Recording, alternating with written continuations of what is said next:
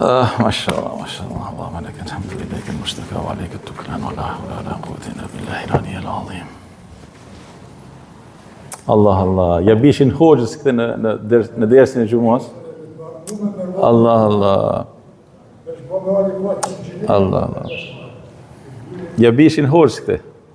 Edhe një herë një lule, një herë një buqet të madhe. Edhe pastaj ja falte dikujt, kush e kishte nasib, kush e kishte risk. Po këtë zot ta fali, përveç haxhis tim. Vetëm haxhia jem mund të marrë këtë. Bismillahirrahmanirrahim, alhamdulillahi rabbil alamin. Wa sallallahu wa sallam wa baraka ala sayidina wa habibina Muhammedin wa ala alihi wa sahbihi ajma'in. Javën që kaloi, nga xhamia e Parrucës, nisa të flas rreth vlerave dhe rëndësinë që ka dhikri në jetën tonë të përditshme. Në fakt, kjo është tema më e rëndësishme e jetës tonë. Edhe është lana kryesore e Islamit, kemi thënë. Pra njeriu në Islam, në momentin që ka hyrë dhe ka dëshmuar Allahun Azza wa Jall, gjaja e parë që i mësohet, edhe gjaja më e rëndësishme që i mësohet është dhikri i këtij Zoti që e pranon si një edhe të vetëm, edhe të pashoq. Mirë po, u ndala në shënimet edhe përgatitjen e kësaj dite në një ajet kuranor, subhanallahu, që gati nuk mund t'i shkojë ndërmend askujt se deri në çfarë pike Allahu subhanahu wa taala i tërheq vëmendjen dhe e qorton pejgamberin sallallahu alaihi wasallam në raport me dhikrin. Me dhikrin, përmendjen e Allahut azza wa jall. Është një ajet që ne e lexojmë më e pakta një herë në javë. Ose jemi të porositur nga pejgamberi alayhi salatu wasallam që me e lexu pakte një herë në javë. Cila është sureja që e kemi sunet të pejgamberit me e lexu ditën e xumës sot? Cila sure? Sura Al-Kahf. Sura Al-Kahf. Mirë po, çfarë thot Allahu subhanahu wa taala në ajetin 23 dhe 24 të kësaj sureje? Kjo është e mrekullueshme. Wala taqulanna li shay'in inni fa'ilun dhalika ghadan. Mos thuj për diçka që unë do ta bëj nesër, illa an yasha Allah. Përveç ta shoqënosh fjalën tënde me insha Allah, nëse do Allahu. Keni kujdes. Allahu azza wa jall e qorton pejgamberin ton alayhi salatu wasalam për një ngjarje reale. Cila është shkaku i këtij ajeti kuranor ose këtyre dy ajeteve kuranore? Se jo muslimanët, jo besimtarët, erdhën dhe e pyetën pejgamberin alayhi salatu wasalam për disa gjëra, për shpirtin, e pyetën për Hazreti Dhul-Qarnenin, e pyetën për djemtë e Kehfit, djemtë e shpellës. Dhe pejgamberi alayhi salatu wasalam i tha nesër ju tregoj. Dhe më thanë nesër ju tregoj, nesër vjen Xhibrili alayhi salam edhe vjen përgjigja, si thosh, përgjigja hyjnore. Allahu azza wa jall na jep një mësim shumë të madh, që edhe atëherë kur ti je më i sigurt se kur, se kjo është çështje e besimit, dhe çështje e sigurisë, pejgamberi është i sigurt që përgjigjja është tek Allahu. Allahu azza wa jall i tërheq vëmendjen dhe i thot, thuaj insha Allah. Nëse don Allahu. Pse? Sepse kaluan rreth 15 ditë dhe nuk vinte Xhibrili alayhi salam. Nuk kishte përgjigje. Ku është përgjigja? Mirë po çanull. Pejgamberi ka thënë që nesër e përgjigje, ata janë jo besimtar. Edhe çanull tashti. Fillon edhe zin kazani i pemuhimit. Ky nuk është pejgamber, ky nuk është i vërtet, na tha nesër, nuk na solli përgjigjen, ku është përgjigjja, ku e ke Zotin, ku e ke Kur'anin, ku e ke Fa Allahu subhanahu wa taala na tërheq vëmendjen nëpërmjet këtyre dy ajeteve kuranore dhe nëpërmjet kësaj fraze shumë të shkurtë që thuaj bre inshallah. Thuaj inshallah. Pra nëse don Allahu. Edhe fillohet lexoj në tefsir. Edhe çfarë gjeta? Allah. Ngjarjet, çdo ngjarje në jetë, çdo ndërveprim ka nevojë për 6 elementa përbërës. Unë du me taku haxhin tim. Haxhi Shuaibi ka ardhur nga Italia. Edhe është duke ndaj ashtu ndaj shtëpisë ti dikun. Edhe unë du me e taku zotnin e tij. Edhe i them, haxhi i dashur, Sot në orën 7, në orën 6, në orën 5, nesër takohemi. Mirë. A ka diçka? Asgjë, shumë mirë. Po nëse unë du me taku një miktemin të dashun, edhe du me najt me të në një kafe, du me ba një bisedë kështu me radhë, e telefonoj, marrë takim, ose merr takim edhe lam takimin. Për me nodhë kjo, janë 6 elementa. Kanë thënë, veprusi, veprimi, vendi, koha, shkaku edhe mundësia. Të gjitha këto që përmena, asnjënën prej tyre dhe të gjitha së bashku ne nuk i kemi në dorë. Përveç nëse don Allahu Azza wa Jall. Përveç insha Allah, illa an yasha Allah. Përveç nëse don Allahu Azza wa Jall. Fjala bie. Dikun para Ramazanit, edhe ky është sebebi i dranafiles, dikun para Ramazanit e takoi përpara xhamisë së Parrucës zotni Adnan Muke në rahmet past. Mjeshtri i trëndafilishteve. Edhe takohem me zotnin përzemërsisht edhe ka ndru jetë, po, Allahu më mëshiroft, në Ramazan.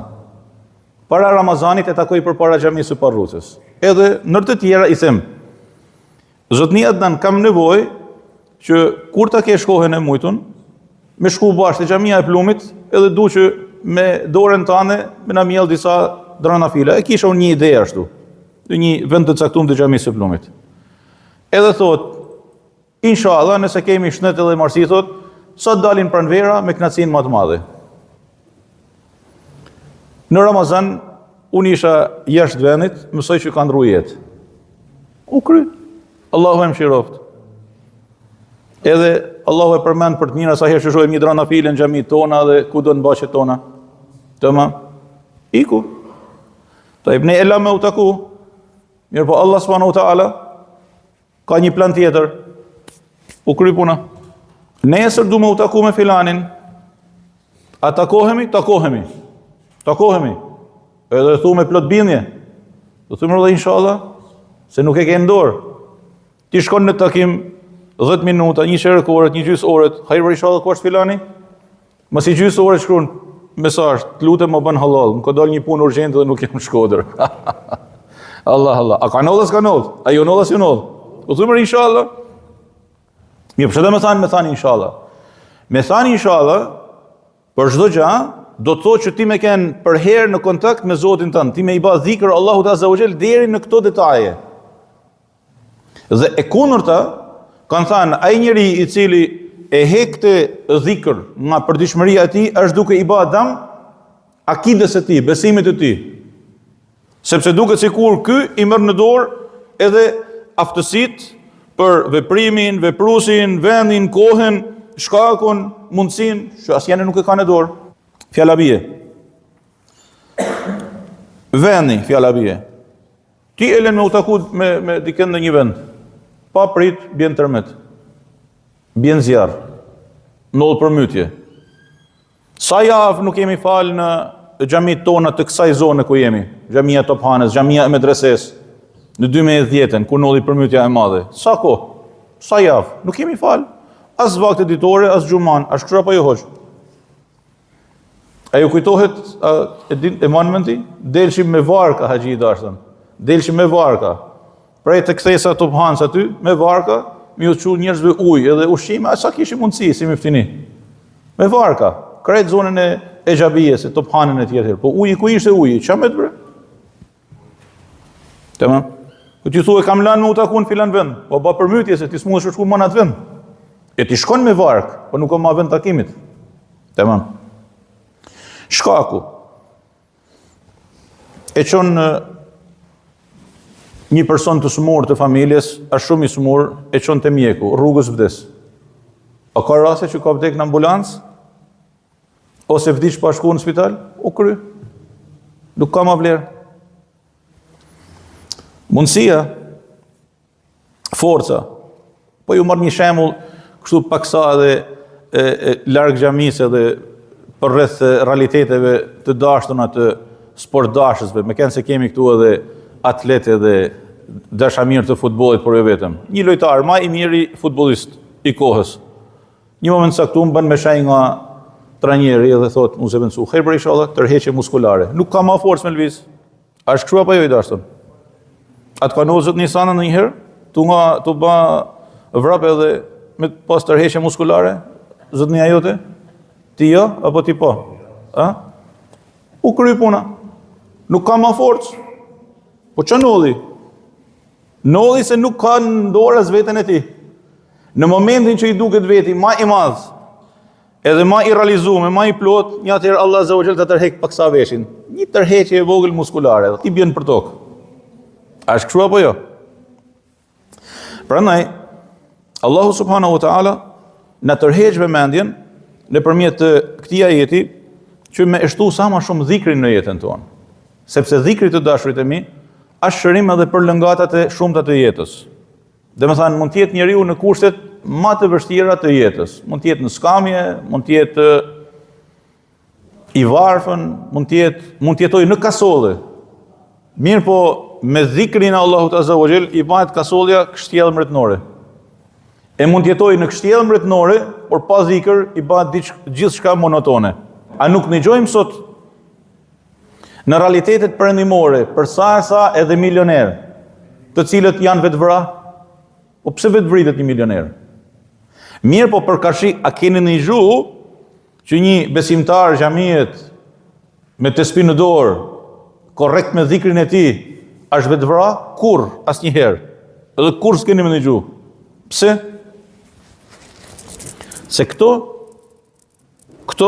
edhe kam përfshirëm dhikrin, janë burim forcet dhe janë burim qetësiet, edhe e largojnë shejtanin nga jeta e njeriut. A shumë e thjesht. Ela bi dhikrillahi tatma'innul qulub. Ta dini se me përmendjen e Allahut qetësohen zemrat. Dhe kur qetësohet zemra, begi do ashtun, krejt jeta shkon marë. Edhe nëse buk nuk ke me hangër. Edhe nëse je në kushtet më të vështira të jetës. Për shembull, 3 shembuj të vegjël. Hazreti Ibrahimi alayhis salam hidhet në zjarr. Zjarri i Nemrudit ka kenë një fushë e madhe me dru, e nezun. Ka kenë një zjarr i jashtëzakonshëm, siç e përshkruan në Kur'ani famulart. Mirë po, Allahu Azza wa Jall i jep urdhën zjarrit me u bë bardan wa salaman. Bard dhe i ftohtë. Ja hek sirrin e djegjes, nuk djeg më. Ai për sytë e njerëzve është flakadan, por ai nuk djeg më. Ai është si një trëndafilishte. Bardan wa salaman, i ftohtë edhe i paqët. Po Hazreti Ibrahimi alayhis salam me zemrën e lidhur me Allahun Azza wa Jall hidhet me katapult në zjarr dhe në fakt bie si në një trëndafilishte. Kaq. Hazreti Yunusi alayhis salam është një situatë, o Zot na ruaj, në errësirë pas errësire, në barkun e Hutit. Çfarë thot? La ilaha illa anta subhanaka inni kuntu minadh dhalimin. Ban dhikr edhe në bark të Hutit.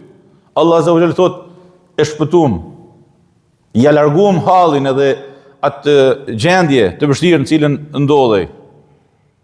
Tamam?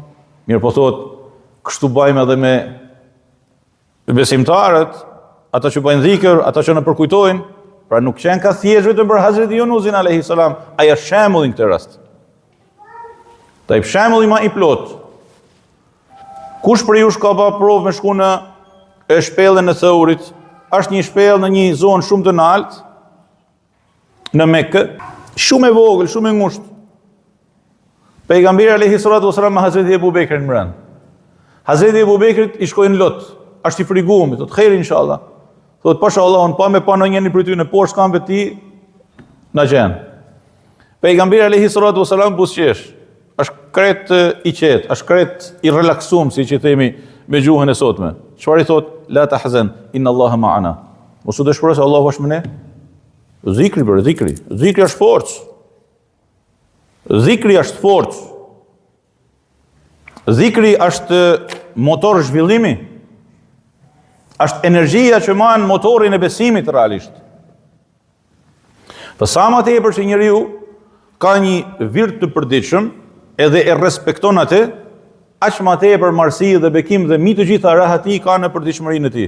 Ju thash, edhe nëse është më i varfëni i botës, kjo nuk ka të bëjë me varfëni e pasuni. Ka të bëjnë me diçka këtu mbrenda. Sepse edhe tanë pasonitë e botës me t'i falë, kur të mungon kjo, ato pasoni nuk të kanë as një vlerë, pik. As një vlerë. E nëse ti më thu që vlerë është se unë veshe mire, mathe mire, ha mire, pi mire, shkoj e vije, ti edhe përzgjedhja jote. Mirë po, as këtu, as nesër, tek Allahu subhanahu wa taala ti nuk ke asgjë. Pse? Se ti e ke largu Allahun nga jeta jote. Ti je vetë kënaq me atë çfarë është dhënë nga Allahu azza wa jall. Gjithsesi, çdo gjë që na jepet, edhe një kjo letër. I shikoni këto letrat? Këto janë letra të personalizuara. Unë i paguaj edhe i bëj. Edhe një kjo, sa lek mund bëjnë kjo? Sa mund bëjnë? Edhe një kjo, unë nuk e posedoj o të dashur. Unë nuk e posedoj. Ka një pyetje sot që qarkullon në mesin e fukahave të kohës. Edhe mund ta ndëgjoni shpesh herë në mezhlise të ndryshme të dijes, që a i lejohet njeriut të shes një organ prej organeve të trupit të tij? E dini cila është përgjigjja? As edhe një qime të hollë, floku, nuk i lejohet me shit. Pse? Se nuk e posedon. Ti je i Allahut. Ti me çdo gjë që ke je i Allahut. Si mundesh ti me shit diçka që nuk është e jotja? Po du me shit veshken, po du me shit gjak, po du me shit kështu, vllaje nuk bën, është haram. Po unë e bëj, problemi jot. Po është haram, sepse ti shet diçka që nuk e posedon. Me dhuru, Allahu ta shpërbleft. Me dhuru, Allahu ta shpërbleft. Aja është mesele tjetër. Me shit jo, me dhuru, është mesele tjetër. Me dhuru, nëse mjeku të thotë që bën edhe nuk të sjell dëm, Allahu ta shpërbleft. Aja është diçka tjetër. Me e shit, jo, haram. Absolutisht. Pse? Se ti nuk e posedon. Kështu të dashur dhe të shtrenjtë për ta përfunduar. E para kemi thënë që dhikri e man njeriu për herë të lidhur me Allahun subhanahu wa taala.